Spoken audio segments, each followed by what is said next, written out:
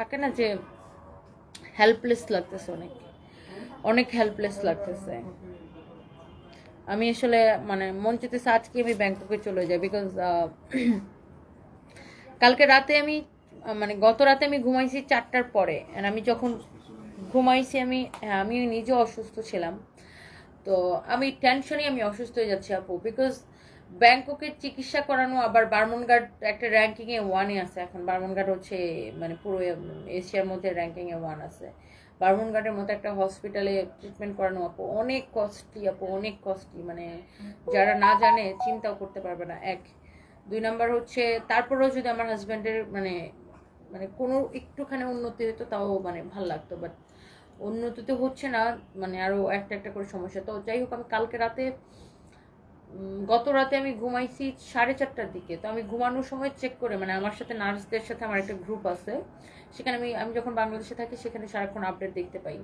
তো আমি 4:30টার সময় ওর আপডেট দেখে ঘুমাইছি যে ও স্ট্যাবল আছে, মানে স্ট্যাবল মিনস ওর ভাইটাল সাইনগুলা, লাইক ওর ব্লাড প্রেশার, হার্টবিট, অক্সিজেন, এইসব মানে ঠিক আছে। হঠাৎ করে তোমাকে মনে ফোন দিছিল না? তানভীর ফোন দিছিল। তানভীর হঠাৎ করে আমার মানে আমি আর খেয়াল করি নাই, আমার ফোন আমি অন্য রুমে চার্জ দিয়ে ঘুমাইছি। পরে আমার কাছে ওরা প্রায় 9টার দিকে তানভীর আমাকে ফোন দিছে, মানে আমার ম্যানেজার আর কি, যে ওখানে ব্যাংকক থেকে আমাকে ফোন দিচ্ছে, আমাকে পাচ্ছে না, না পেয়ে পরে তানভীরকে মানে আমার ম্যানেজারকে ফোন দিছে। পরে আমি তখন অলরেডি আমার হাজব্যান্ডের অবস্থা খুব খারাপ, অক্সিজেন কমে গেছে, লাংসে অনেক বেশি ইনফেকশন, মানে অলরেডি অবস্থা খুব খারাপ। যাই হোক, অলরেডি ডক্টর তার যে প্রসিডিউর সেগুলো শুরু করে দিছে। তো তারপর থেকে আসলে মানে মনটা প্রচণ্ড খারাপ।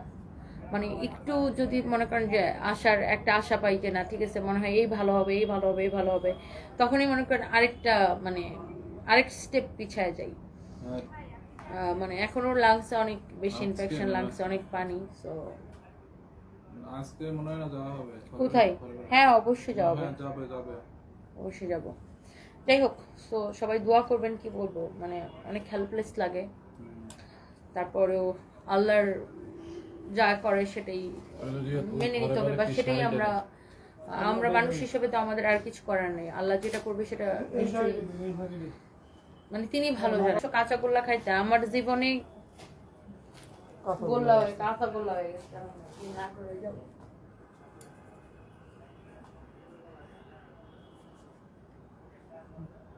জীবনটা ক্যামেরার সামনে যত রঙিন বা যত উজ্জ্বলময় মনে হয়, জীবনটা আসলে এত রঙিন হলে মানে ক্যামেরার মতো তো না। জীবনটা ক্যামেরায় একরকম, বাস্তবে একরকম।